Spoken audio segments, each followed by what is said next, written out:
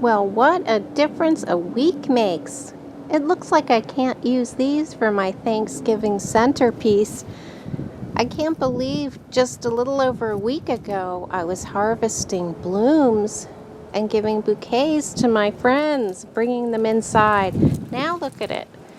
Just 1 or 2 frosty nights will take down these beautiful annuals, but I do have another type of harvest today, and that is seeds. So once your zinnia flowers dry up like this, you can go in and harvest seeds. So I'm going to cut off a whole bunch of these flowers that are all dried up, and I'll show you the seeds that are inside in case you're not familiar with it. It couldn't be any easier. And I'm using this colander down here. I love these colanders. I get them at the thrift shop. And they're so useful in the kitchen and in the garden. I'm just going to cut a whole bunch of blooms in here, and we'll go ahead and separate the seed, and I'll show you what they look like. It's pretty exciting to think that next year's zinnia garden might be sitting right here in this bowl.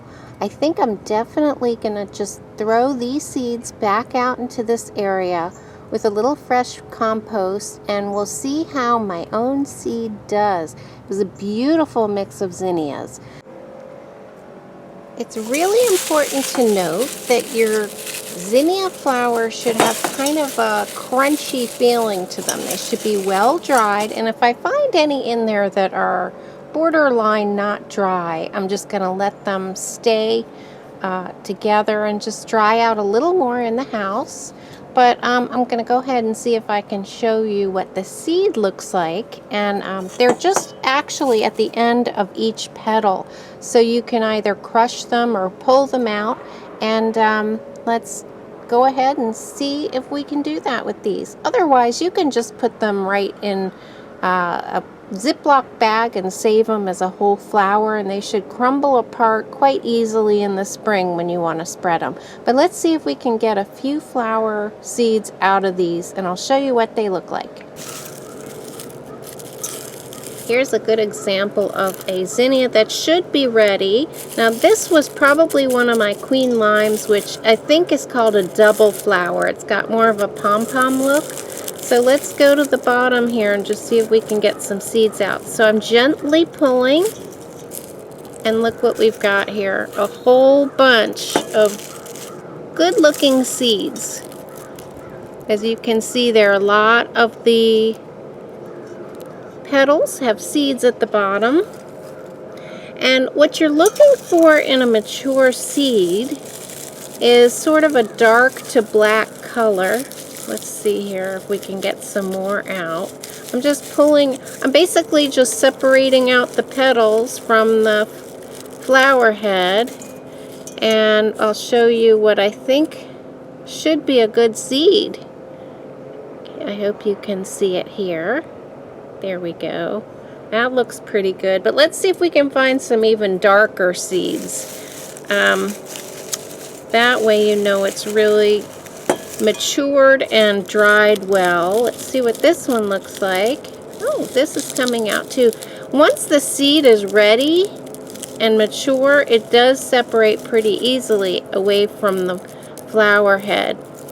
Now these, I'm not sure, they're sort of a half dry, but I'm going to put all of this together, and because there's going to be thousands of seeds from these heads, it's not going to matter if a few immature ones go in the mix. They'll just break down into the soil and create nutrients. Alright, let me go to this one. This looks pretty dry.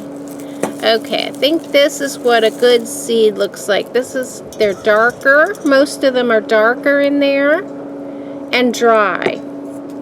So we'll go ahead and put those in there. But I think you get the idea, guys. And it only takes a few plants for you to get a really nice looking flower bed going when it comes to zinnias.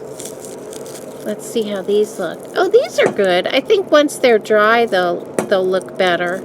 But here's a good example of a nice plump seed. There's a good zinnia seed right there. Here's another good one. So there are quite a few good seeds in here for me, and I am excited about that. Here's a few that have a little bit of thickness to them. That's another thing. If they're nice and plump, if the seeds look kind of have some type of dimension to them, then you know it's got a viable embryo inside.